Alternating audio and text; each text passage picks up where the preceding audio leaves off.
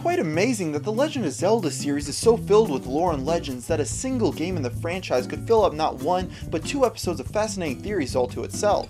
So without further ado, here are another batch of fascinating theories revolving around Majora's Mask.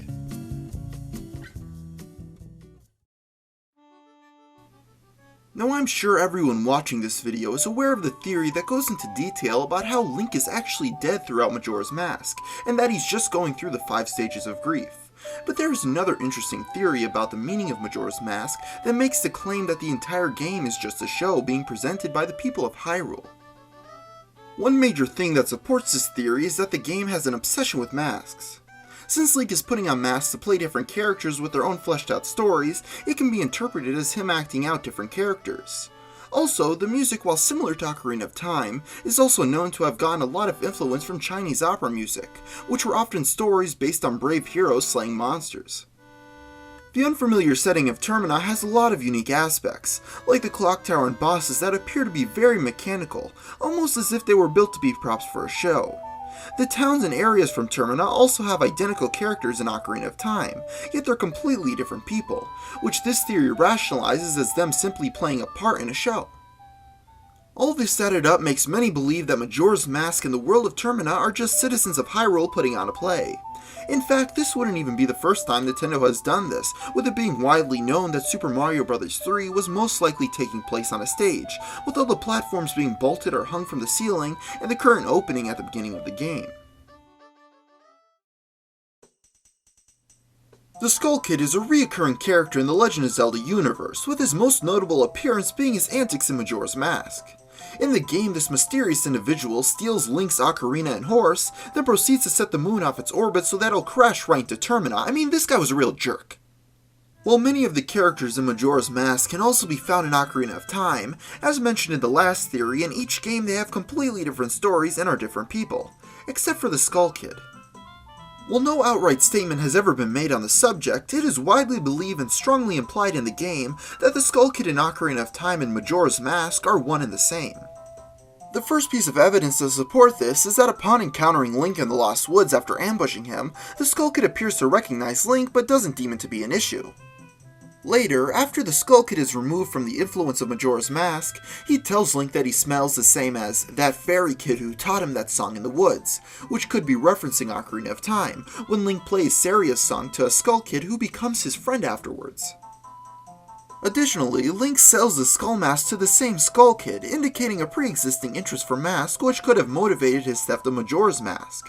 Lastly, after the end credits, the final image shown is a stump bearing carvings of the Skull Kid, Link, the fairies, and the 4 giants. After a certain amount of time passes, a portion of Saria's song plays in the background. While we're on the subject, it's also possible that Majora's Mask and Ocarina of Time Skull Kid is either the same or an ancestor to the Skull Kid from The Legend of Zelda Twilight Princess. I bring this up because he also knows Saria's song, and Twilight Princess is right after Majora's Mask on the official Zelda timeline. I received a lot of comments discussing the theory brought up in the first fascinating Majora's Mask video, stating that the Happy Mask Salesman is one of the ancient ones, with some bringing up an opposing theory, which claims he himself is actually Majora.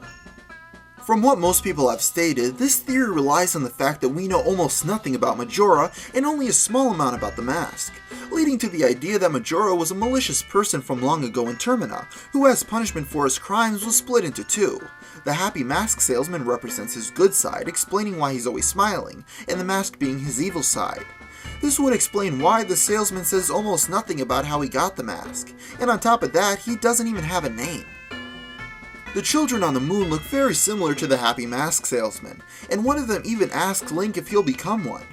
Furthermore, he seems to be the only person who knows anything about Majora's Mask itself, since the Skull Kid just found it and the giants don't know where it came from, leading back to the idea that the Happy Mask Salesman knows so much because he is Majora himself.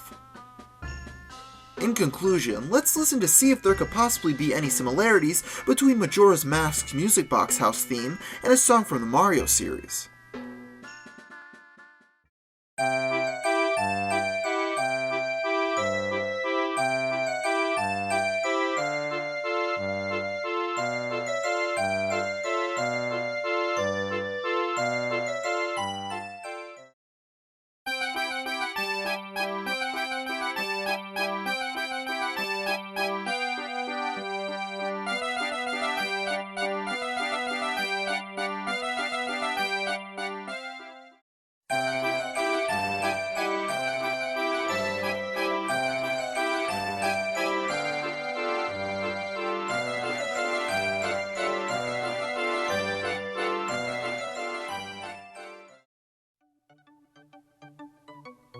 Well, there you have another batch of fascinating Majora's Mask theories to hopefully hold you over until next time.